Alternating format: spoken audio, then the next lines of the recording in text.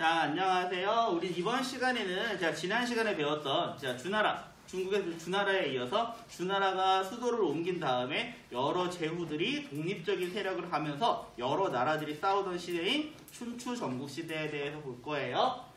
춘추 전국시대는 약 기원전 770년 정도쯤에 주나라가 수도를 서쪽에서 동쪽으로 옮기면서, 그래서 주의 종천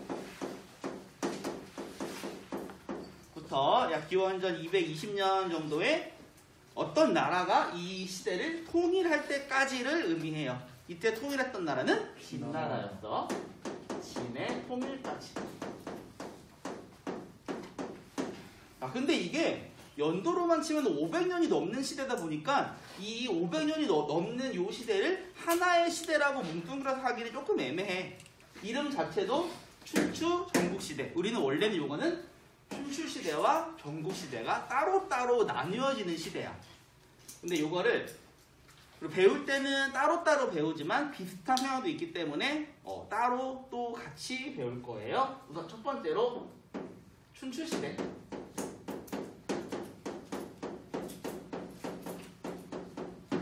우리 춘추라고 하는 거 무슨 뜻일까? 한자로 뭘 것 같아? 추는 뭐? 봄춘. 추는 가을추. 자, 그래서 춘추라고 하면은 봄가을이지, 봄가을. 무슨 뜻일까 대체? 요거는요, 자, 이 시대에 살았던 굉장히 유명한 학자인 공자라는 사람이 썼던 역사책의 이름을 따온 거예요. 이 춘추시대에 대해서 있던 어떤 노나라라고 하는 나라의 역사에 대해서 쓴 역사책이 춘추였는데 이 책의 이름을 따서 춘추시대라고 해요. 자, 그러면은 이거는 우리 영어로 하면 뭐라고 부를까? 너희들이 생각하는 그대로야. 스프링, 오텀, 피리오드라고 해. 자, 그래서 이 시대를요 영어로는 스프링, 오텀, 피리오드라고 해요. 자, 그러면은 이 춘추 시대는 언제부터냐? 주나라가 수도를 동쪽으로 옮기면서 이 전까지는 그래도 주나라 왕이네라고 했었는데 수도를 이민족들한테 수도를 빼앗기고 옮기니까 제후들이 저 왕이라고 해봤자 별거 아니네라고 생각을 하게 됐어. 그렇지만 그래도 이 왕을 몰아내고 누가 새로운 왕이 되겠다 라고 하는 생각은 아직 못하던 시기였기 때문에 당시 주나라의 왕은 권력은 없지만 권위는 유지할 수가 있었대. 그래서 여러 제후들이 주왕실에 권위는 인정을 해. 하지만 여러 제후들이 독자적인 세력을 유지를 해요. 그래서 춘추시대에는 이 여러 제후들 중에서 가장 세력이 강했던 사람을 패자라고 불렀는데 이 패자가 이 주나라 왕이랑 직접 이렇게 자기네들의 의견을 건넬 수 있는, 얘기할 수 있는 권리를 갖고 있었어. 그러니까 쉽게 말해서 이 패자라고 하는 사람들은 이 제후들의 대표, 실질적으로 이 중국 전체를 운영해가는 사람이라고 볼 수가 있을 거야. 자, 그런데 우리가 이 춘추 시대에는요, 그러면 이제 전쟁이 많았을까, 적었을까? 자, 우선 첫 번째로 우리가 이 춘추 시대에 대해서는 우리가 상식적으로 생각하는 거랑은 좀 되게 많이 달랐던 시대야. 자, 너희들은 나라라고 하면은 우리 나라와 나라 사이의 경계가 어떻게 생겼어요? 경계가 딱 명확하지. 여기까지는 우리나라, 여기까지 우리나라, 이게 딱 정해져 있잖아. 근데 춘추시대에는 그게 없어. 춘추시대에는 국가 간의 경계가 명확하지가 않아. 그럼 어떻게 했냐면 이 나라는, 이 시대에는 나라를 어떻게 구성을 했냐? 이 제후가 사는 성이 있어요. 그럼 성 옆에 마을이 몇 개가 있지. 그러면은 우리 성에 포함된 마을은 여기까지인 거야. 여기까지. 그럼 요 마을까지가 우리 땅. 그리고 요 마을부터는 쟤네 땅. 근데 이렇게 이 경계선이 선으로 그어진 게 아니라 요 마을까지만 우리 땅인 거야. 그럼 중간중간에 빈 땅은 네. 그냥 빈 땅이야. 그냥 빈 땅이야. 그래가지고 뭐 경계선이 뭐 대략 이럴 수도 있고 이럴 수도 있고 경계선이라는 게 없이 그냥 이렇게 마을과 성만으로 구성되어 있던 나라예요. 그러다 보니까 얘네들은 어디 영토를 정복하고 여기까지 정복하고 이런 게 아니라 이 성을 굴복을 시키느냐 시키지 않느냐 이거랑 가지고 전쟁을 했던 거야. 자, 그러면 춘추 시대에는 전쟁을 할 때 전쟁에 어떤 사람들이 참가했을까? 1번 왕만 참가했다. 2번 왕과 귀족들이 참가했다. 3번 평민들까지 모두 참가했다. 2번. 자, 춘추 시대에는 전쟁에 나갔던 사람들은 자기 돈으로 자기를 무장할 수 있는 사람들만 나갔어. 왜냐하면 이 시대에는 철기 시대로 들어가긴 했지만 아직은 철을 만드는 기술도 발전이 되지 못했고 이 철제 무기가 또 많지도 않았어. 그러다 보니까 자기 몸으로 무기를 만들 수 있는 사람, 이 무장할 수 있는 사람, 즉 높은 신분들만 참여했었고 전쟁을 할 때 어떻게 전쟁을 했냐? 우리 지난번에 페르시아 부분 배울 때, 서아시아 배울 때 전차 기억나죠? 이렇게 전차를 끌고 나가는 게 전쟁이야. 양쪽에서 이렇게 전차를 끌고 나가.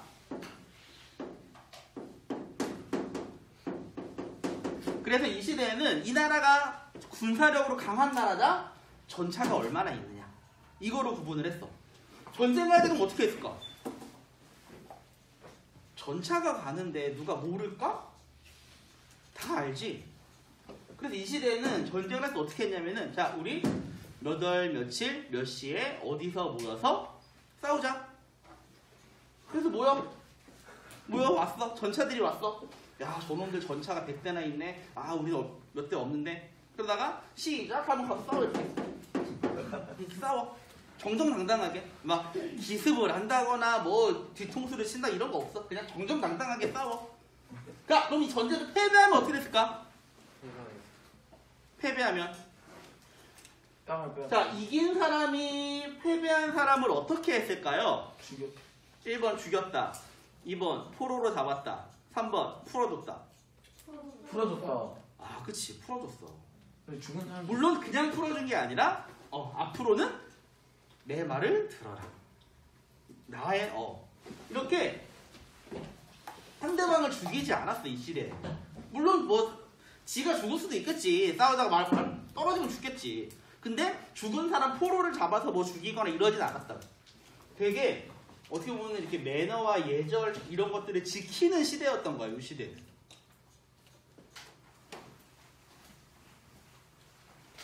그래서 우리는 요 춘추 시대와 관련해 가지고 여러 가지 사자성어들이 보이는데요. 춘추 시대에서 가장 서로 간의 사이가 안 좋았던 나라가 두 개가 있었어요. 오나라와 월나라라는 나라가 있었어요.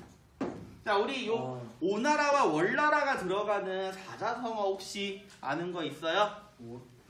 오월 나도. 동주라는 게 있어. 오월 동주. 들어본 적 있니? 들어본 적 없어? 자, 이게 무슨 뜻이냐면은 오나라 사람과 월나라 사람이 같은 배에 탔다라는 얘기야. 해석하면은 약간 적과의 동침 같은 느낌이지. 이게 이게 어떤 일이냐면은 사람 두 명이서 이 장강을 건너려고 배를 탔어. 배를 탔는데 서로 둘이 말이 잘 통해. 딱 얘기하다가 근데 당신은 어디서 왔어? 물어봐. 저는 오나라에서 왔습니다. 나는 월나라인데? 이 적국. 근데 강 한가운데에 있는 거야. 강 한가운데서 서로 싸우면 어떻게 될까? 떨어질 수도 있겠지. 그래가지고 자, 우리 다음 육지에 다다를 때까지만 휴전을 합시다. 그래가지고 서로 이 나쁜 놈 하면서도 심심하니까 서로 얘기는 계속 해. 그러다 보니까 그냥 오나라와 월나라는 서로 적이겠지만 이 오나라 사람과 월나라 사람은 굳이 적대심을 가질 필요가 없는 거잖아. 그래가지고 아 우리가 이렇게 그냥 쓸데없는 걸로 싸우고 있었구나. 그러면서 이 원래는 얘네들이 육지에 내리면 싸우자고 했잖아. 육지에 내린 다음에 잘 가시오 하고 인사하고 서로 그냥 안 싸우고 떠나갔대. 그러니까 이게 괜히 아무 이유 없이 상대방을 뭐 싫어하거나 하지 말자. 약간 이런 뜻을 가진 사자성어가 아닌가 싶어요. 자 그리고 배가 나왔으니까 또 이 시대에 또 배랑 관련된 사자성어 혹시 아는 거 있어? 각주국어. 이거 무슨 뜻이니? 해결가 매주 그치. 배를 타고 가다가 여기에서 칼을 떨어뜨렸어. 바다 위에, 강 위에서. 그래가지고 여기다가 표시를 해놨지. 그런 다음에 육지 한 다음에 요 배 밑에 여기를 파는데 아무것도 안 나와. 그러니까 약간 좀 바보라기보다 약간 근시안적인 사람? 너무 앞만 바라보는 약간 그런 사람을 의미하는 말인 것 같아요. 요것도 요 시대 얘기고, 또 이 오나라와 월나라와 관련해가지고 또 얘기가 있었는데, 당시 오나라와 월나라 계속 싸우는 사이였어. 그래서 오나라의 왕이 있었고 월나라의 왕이 있는데, 자 여기에서 둘이 싸워서 오나라가 이겼어. 그러면 이 월나라 왕을 죽여? 안 죽이고, 자 앞으로 너는 이제 내 말을 듣고 나에게 대들지 말아라 했어. 이 월나라 왕은 네 알겠습니다 라고 했지만 이 전쟁에 패배한 굴욕을 잊을 수가 없어. 그래서 이 사람은 바늘방석에 앉아있고 바늘방석에 눕고 해가지고 내가 이 고통으로 이 굴욕을 잊지 않겠다. 그래서 이것을 와신이라고 했고요. 그 다음 이제 결국 이 월나라 왕이 이 굴욕을 잊지 않고 반격을 해서 오나라 왕을 이겼어. 그래서 이번에는 이 오나라에서 어떻게 했냐? 내가 지금은 졌지만, 지금은 저 나라 저 사람들한테 충성을 맹세했지만 나는 이 쓴 쓸개를 핥으면서 이 굴욕을 잊지 않겠다. 그래서 상담. 그래서 이게 와신상담이야. 무슨 뜻? 뭔가 그 굴욕을 잊지 않고, 그치? 이 와신상담이라는 뜻이 그거잖아. 내가 졌을 때 혹은 실패했을 때 내가 다음에는 꼭 성공하고 말겠다. 약간 이런 의지의 표현? 그런 걸 의미하는 건데, 이것도 요 시대에 나왔던 말이에요. 근데 이것만 봐도 서로 상대방이 진짜 막 이 와신상담 할 정도로 지금 굉장히 싫어하는 사람인데, 이긴 나라는 진나라의 왕을, 이 패배한 나라의 왕을 안 죽였단 말이지. 서로 적이어도. 그러니까 아무튼 그런 식으로 굉장히 이렇게 매너를 지키는 그러한 시대였어. 그랬던 시대가, 팬소리 내지 마시고요. 소리 들어갑니다. 자, 그랬던 시대가 이제 시대의 흐름이, 패러다임이 바뀌게 돼. 전국 시대.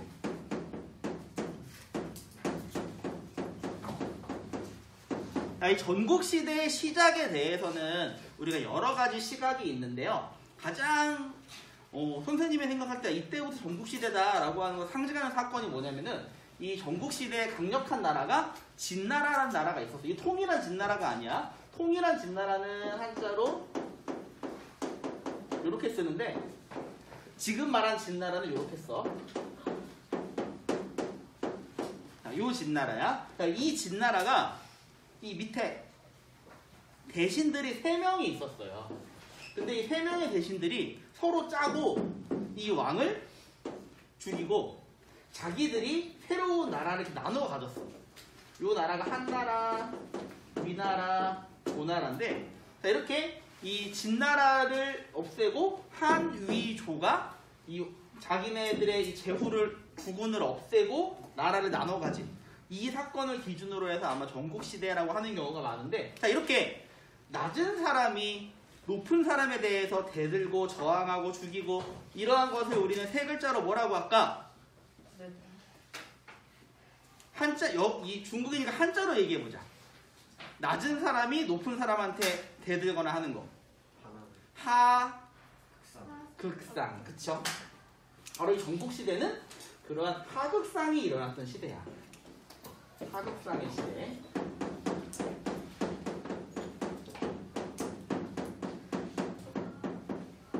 하극상의 시대. 그러면서 이 전국시대로 가서는, 자, 이 제후들이 스스로 왕을 자칭하기 시작을 해. 그러면은 나도 왕, 얘도 왕. 그럼 주나라 왕은 어떻게 됐을까?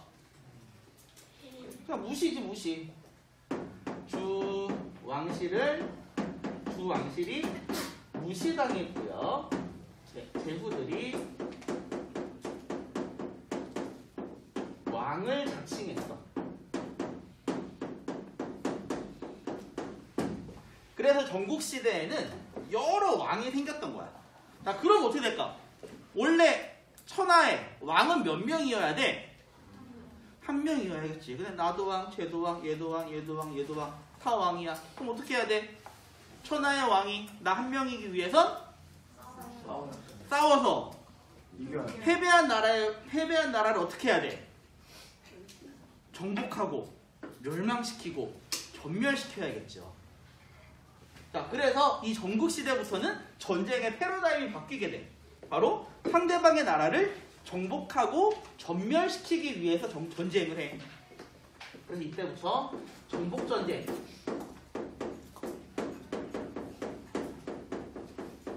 그리고 다른 나라를 정복하면서 전멸시키기 위해서는 아까처럼 뭐 우리나라에 돈 많은 몇몇만 전쟁에 투입해야 될까? 모든 사람을 다 동원시켜야겠지. 그래서 총력전이 되고요.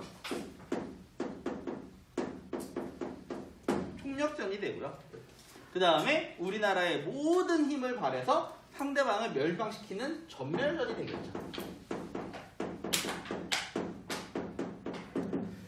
그래서 춘추시대에는 전쟁에 나가서 싸우는 신분층이 정해져 있었어. 근데 전국시대에는 주로 어떤 사람들이 나가 싸우는 거야? 일반 평민들. 자, 이것은 그만큼 춘추시대에 비해서 전국시대에 철기가 많아지면서 일반 평민들에게도 철제 무기를 줄 수 있을 정도의 그러한 기술력이 발달했기 때문에. 자, 그러다 보니까 춘추시대에 비해 전국시대는 전쟁이 굉장히 많이 일어났고, 전쟁이 이기기 위해서는 어떻게 해야 돼? 이때처럼 정정당당하면 안 돼. 막 통수 치고, 막 스파이 보내고, 막 동맹을 맺었다가 막 동맹을 끊었다가 막 뭐 상대방에다가 뭐 이상한 거 보내가지고 막 계략 세우고 막 아무튼 이런 식으로 서로 상대방은 우리 같은 사람에 대해서 적이야 다. 이 적을 이기기 위해서는 모든 걸 다 해. 그러면 우리나라에서 이 상대방에게 이기기 위해서 제일 필요한 건 뭘까? 일단 필요한 거 첫 번째 뭐가 필요해? 군사가 필요하겠지. 군사. 그럼 이 군사력을 모으기 위해서는 뭐가 필요해요? 사람이 많아야겠지. 사람이 많으려면 땅이 넓어야겠지. 그래서 영토를 넓히기 위해서 싸우는 거야.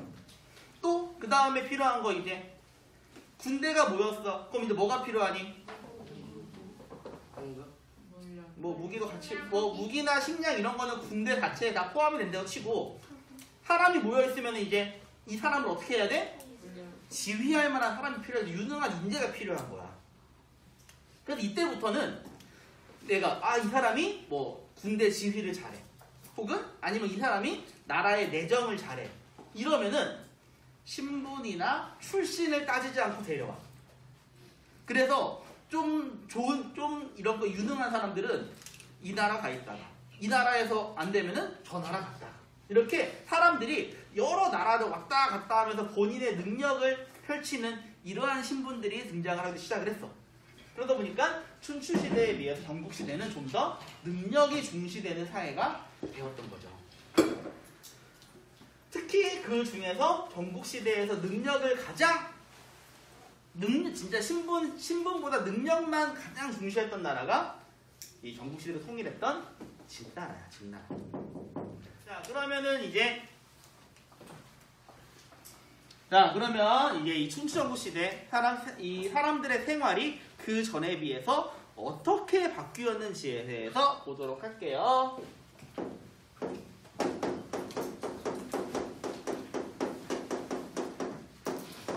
춘추전국시대의 사회 경제.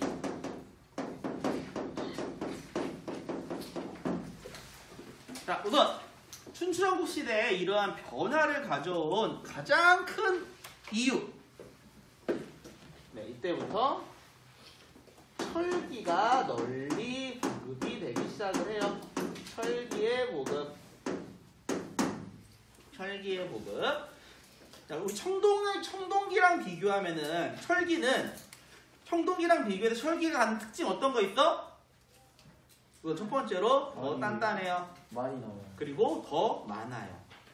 그러다 보니까 이 철기는 좀 더 많은 분야에 쓸 수 있고 좀 더 강력한 것을 만들 수가 있게 돼요. 그래서 청동으로 못했던 거 바로 철제 농기구를 만들 수 있게 돼요. 철제 농기구.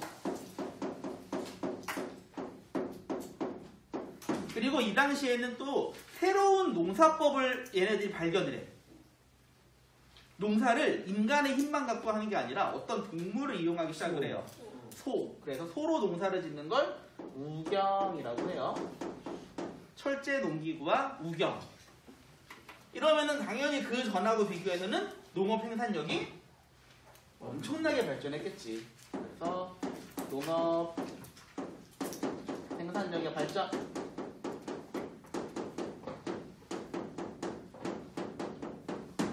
자, 농업 생산력이 발전되면은 어떤 변화가 나타날까?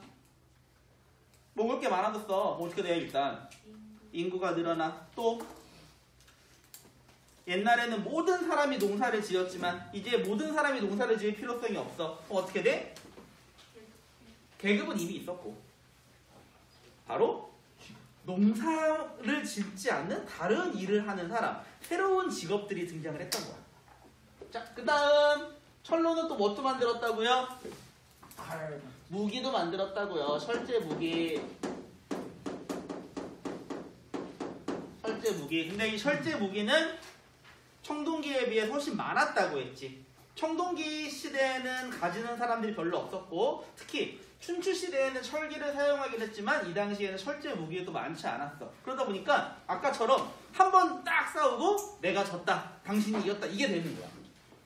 근데 전국시대로 넘어가면은 전쟁에서 한 번 싸워서 졌어. 그래도 나에게 철제 무기가 남아있어. 그럼 어떻게 해?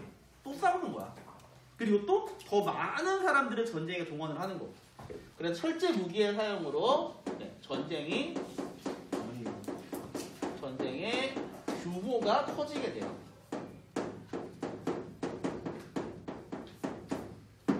그래서 기껏해야 춘추 시대에는 뭐 전차 뭐 몇백 대 정도의 싸움이었다면 전국 시대로 넘어가면은 병사 몇만 명이 싸우는 시대가 돼요.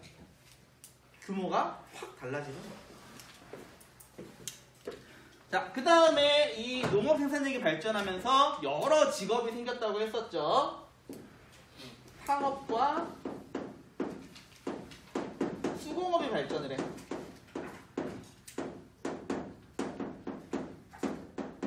자, 남는 거는 팔아서 장사를 해야 돼요. 이러한 상인들이 여기저기 다니면서 일부 상인들은 진짜 어마어마한 돈을 번 대상인이 돼. 이러한 사람들은 이 시대의 귀족들보다 훨씬 많은 돈을 갖게 되고요. 심지어 전국시대 말기에 등장한 어떤 유명한 상인은 이 자기 돈의 힘을 이용해서 어떤 나라의 왕을 갈아치우기도 했어. 바로 그 사람이 요 진나라의 왕을 갈아치운 여부리라는 사람이고, 설에 따르면은 진나라를 통일한 진시황제의 아버지가 그 여부리의 아들이라는 설도 있죠. 자, 이렇게 상업과 수공업이 발전을 했고요. 그러면 새로운 직업, 다양한 직업이 등장을 하겠죠. 네, 다양한 직업.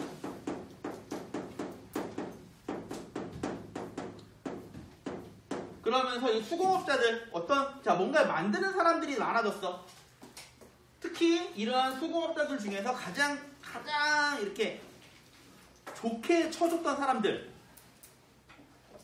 철기를 만드는 대장장이, 이러한 사람들이 이때부터 등장을 한 거야. 다양한 직업, 그 다음에 도시가 등장을 해요. 도시의 발전. 자, 그리고 춘추 전국 시대에 나타났던 또다시 특이한 사람들. 이 전까지는 사람들의 구성은 뭐가 되어 있었냐면은 일단 높으신 분들, 그 다음에 평민들, 이거밖에 없었어. 근데 바로 이 중간 계층이 등장을 해. 중간 계층. 신분이 높은 사람도 아니야. 그렇다고 해서 평민도 아니야. 평균보다는 높은데 얘가 물려받은 건 없어. 토지도 없고 다 없는데 뭐는 있어? 능력은 있어. 바로 이 능력만 있는 사람들이 이때는 새로운 신분층으로 등장을 하게 돼. 자, 이렇게 등장한 이러한 새로운 신분층, 이러한 사람들을 이렇게 불러요. 그치? 선비. 근데 이 사를 선비라고 하기에는 조금 다른데, 이 사는 뭐도 포함이 되냐면 전사도 포함이 돼. 전사도 포함이 되고 흑자도 포함이 되고. 그러니까 이 사라고 하는 계층, 선비라고 하는 계층, 이 사라고 하는 계층은 공부도 하고 전쟁에도 나가고 그러한 신분층이에요. 자, 이 사 계층이 등장을 하고요. 이러한 사 계층은 다른 거 없이 본인의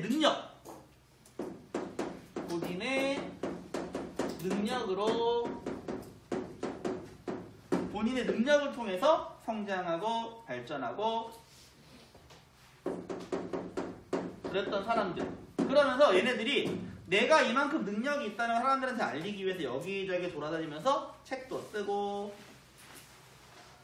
그래서 이러한 선비들 중에서 특별히 뛰어난 사람들은 뭐라고 불렀냐? 무슨 자라고 불렀어. 그래서 유명한 사람 공자, 맹자, 뭐 노자, 장자, 뭐 손자, 한비자, 뭐 순자, 고자, 이런 사람들이 있었겠지. 자, 그래서 이 시대엔 이렇게 굉장히 많은 이러한 사람, 이 무슨 자라고 하는 거는 그 성씨를 가진 선생님이란 뜻이야. 만약에 내가 이 시대에 살았으면은 서자가 되었겠네. 그러다 보니까 이 시대에는 이렇게 본인의 능력을 가지고 자기 제자들을 양성하고 자기들의 학파를 만들고 본인의 책을 쓰고 이 책을 이용해서 다른 나라에다 자기의 재능을 갖다 팔고 이런 여러 사람들이 등장을 했어. 자, 그래서 이 시대에는요, 중국 역사상 정말 유례를 찾을 수 없을 정도로 이 능력을 가진 많은 사람들이 본인의 능력을 선보이는 시대가 되었고요. 이렇게 자신의 능력을 선보이기 위해서 다니던 이러한 사람들을 뭐라고 불렀냐면은 제자 백가라고 불렀어요. 제자, 여러 선생님들, 백가, 100가지 학파라는 뜻이야. 그러면서 본인이 내가 생각할 때는 이 나라를 다스릴 때는 자기가 할 일을 충실히 하는 게 중요하다 하는 사람들, 혹은 모든 사람들이 평등하다 생각한다, 혹은 법이 제일 중요하다, 혹은 그냥 있는 그대로 사는 게 제일 낫다, 아니면은 군대가 제일 중요하다, 아니면 뭐 외교가 제일 중요하다 등등등, 이렇게 본인이 주장하는 바에 따라서 여러 학파로 나뉘게 돼. 자, 그래서 우리는 이 제자 백가에 대해서는 다음 시간에 하도록 할게요. 오늘은 여기까지만.